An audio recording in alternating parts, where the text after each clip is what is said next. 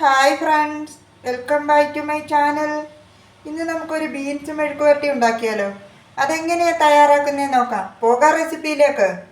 അതിനുവേണ്ടി ഞാൻ കുറച്ച് ബീൻസ് എടുത്തിട്ടുണ്ട്. ഇത് ഞാൻ ചെറിയ പീസായിട്ട് ഞാൻ കട്ട് ചെയ്ത് വെച്ചിരിക്കുകയാണ്. ഈ ബീൻസ് എങ്ങനെ വേണമെങ്കിലും അരിയാം, സ്ലൈസായിട്ട് വേണമെങ്കിലും അരിയാം, ഇങ്ങനെ ഇങ്ങനെ കട്ട് ചെയ്ത് വേണമെങ്കിലും എടുക്കാമേ.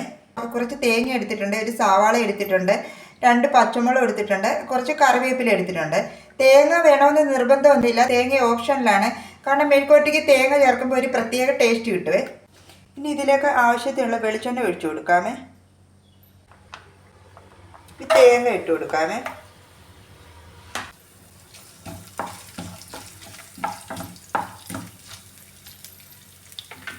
സവാള ഇട്ട് കൊടുക്കാം. സവാള പച്ചമുളകും കൂടി ഇട്ട് കൊടുത്തിട്ടുണ്ട്.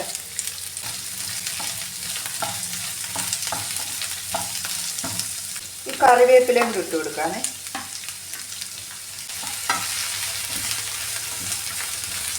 പിന്നെ ഞാൻ 2 വറ്റൽമുളകും കൂടെ മുറിച്ചിട്ട് കൊടുത്തിട്ടുണ്ട്. കുറച്ച് മഞ്ഞൾ പൊടി കൂടി ഇട്ട് കൊടുക്കുവാണ്.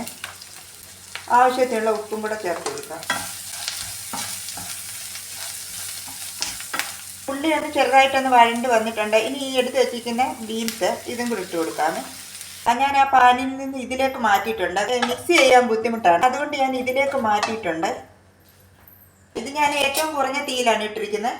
ഇനി ഇത് അടച്ചു വെച്ച് ആവിയിലൊന്ന് വേവിച്ചെടുക്കാം. ഞാനിപ്പോൾ ഇതിൽ വെള്ളം ഒന്നും തന്നെ ചേർക്കുന്നില്ല. വെള്ളം നിങ്ങൾക്ക് വെള്ളം വേണമെങ്കിൽ കുറച്ച് ചേർത്ത് കൊടുക്കാം. ഞാനിപ്പോൾ വെള്ളം ചേർക്കാതെ ആവിയിലാണ് ഇത് വേവിക്കുന്നത്. ഇനി ഇതൊന്ന് തുറന്നു നോക്കാം.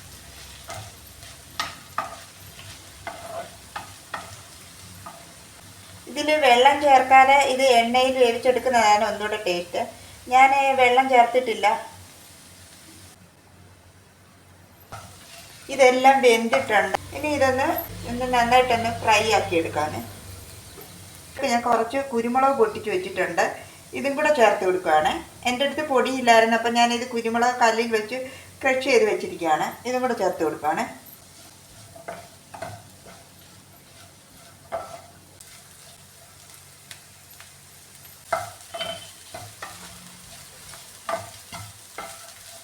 ഇത് ഇടയ്ക്കിടയ്ക്കൊന്ന് ഇളക്കി കൊടുക്കണേ.